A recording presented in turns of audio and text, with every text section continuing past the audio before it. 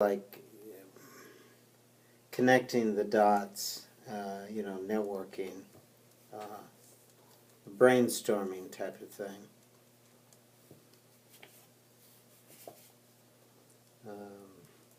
Okay, what's our weaknesses? Well,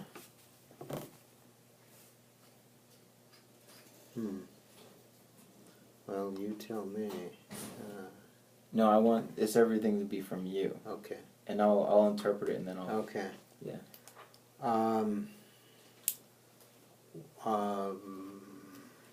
A sense of wandering around too much. Lost, sounds like. And, let's see, is this a weakness? Being unrealistic.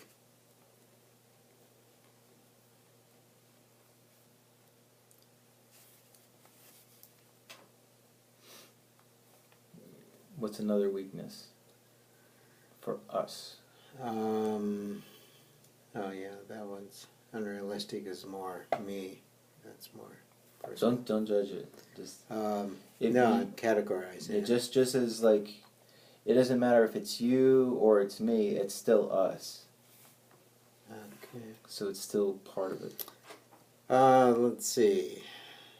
Well, I've already okay. I would say overcommitted between what we're doing.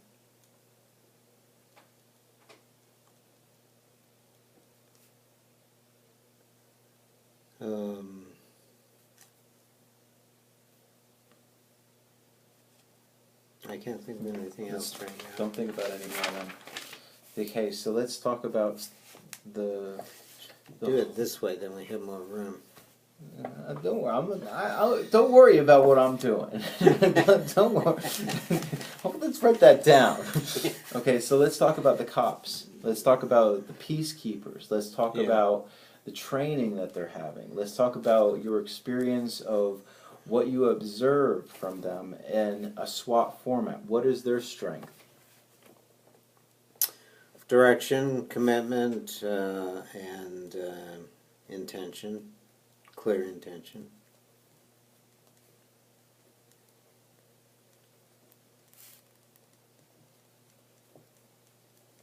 Is that it? And that's all I can say right now. What about their weaknesses?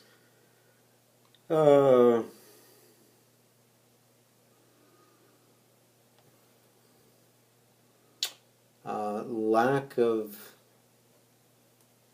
holistic awareness. I guess holistic doesn't need to be just lack of holism.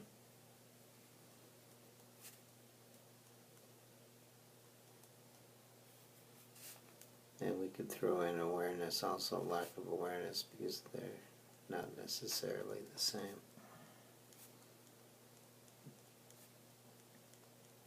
Is that it?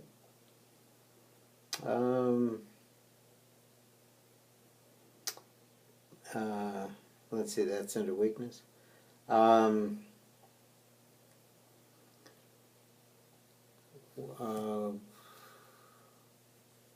Better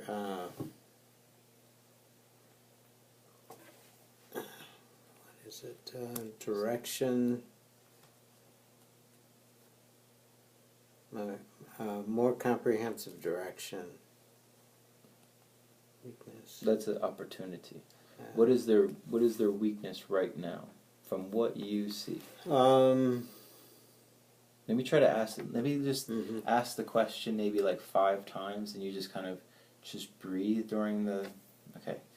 So what I'm thinking of is, what is the weakness that you observed from your meeting with the police officers, of trying to gain accessibility to meeting the police officers?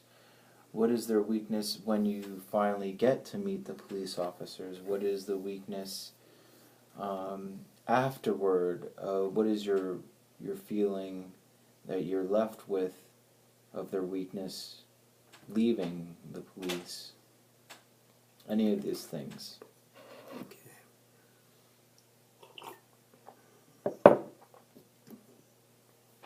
too busy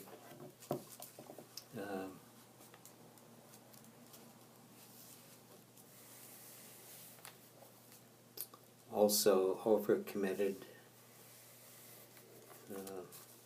understaffed. Those all tie together.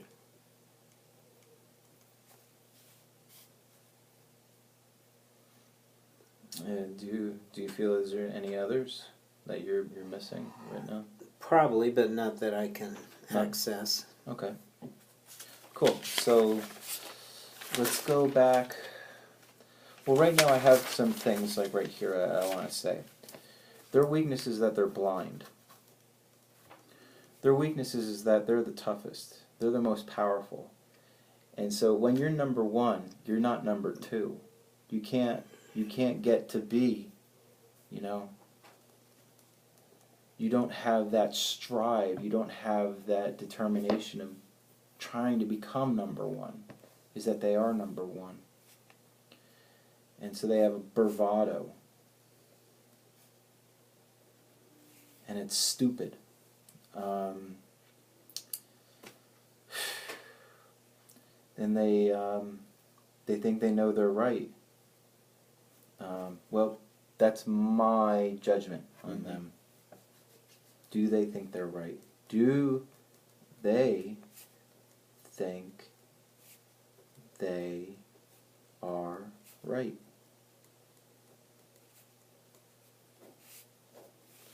Okay, their strengths is that they got numbers, they got a legal system, they got weapons, they got Power.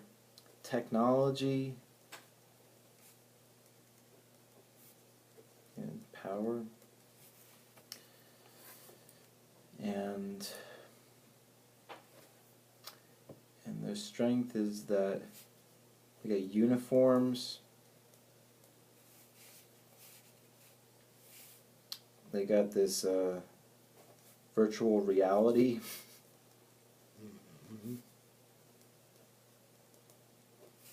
which also is their weakness, that they have this thing. And I feel that they're unrealistic. They're serving a tyranny and dictatorship of a military-industrial complex, and they are serving under a racist, homophobic shitface and cognitive dissonance.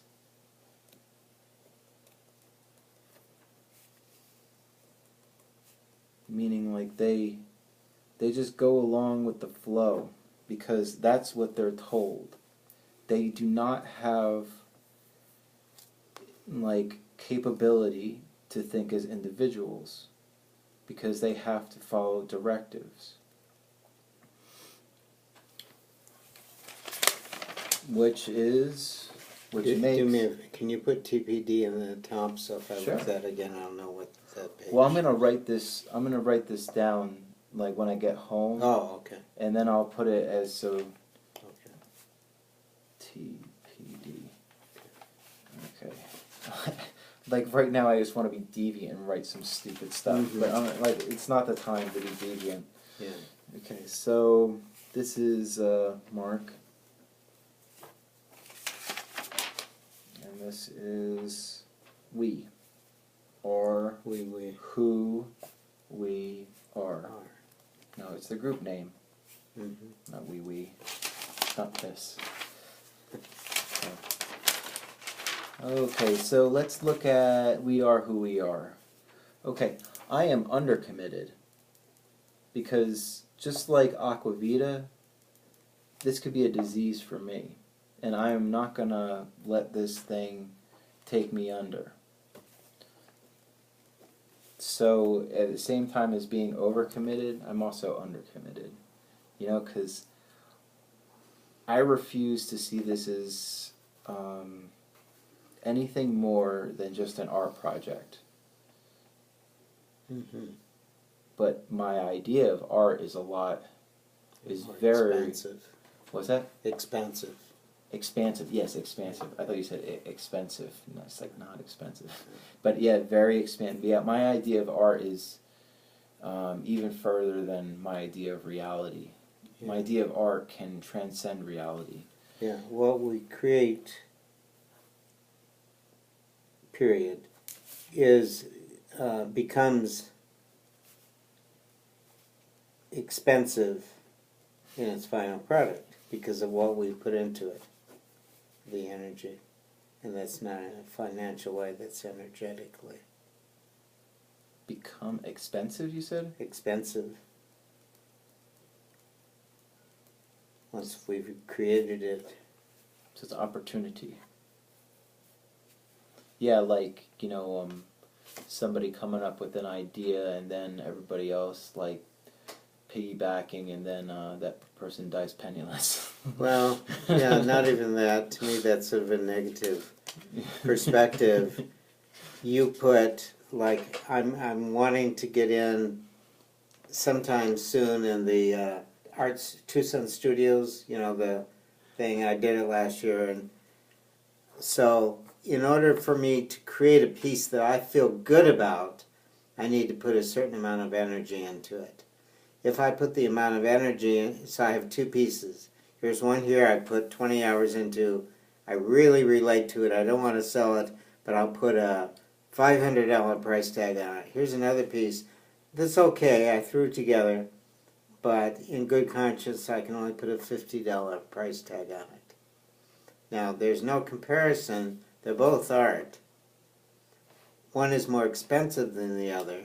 And is that expensiveness measured by the time and energy I put into it? Or is it more the concept? This one's more unique. This one could be more unique.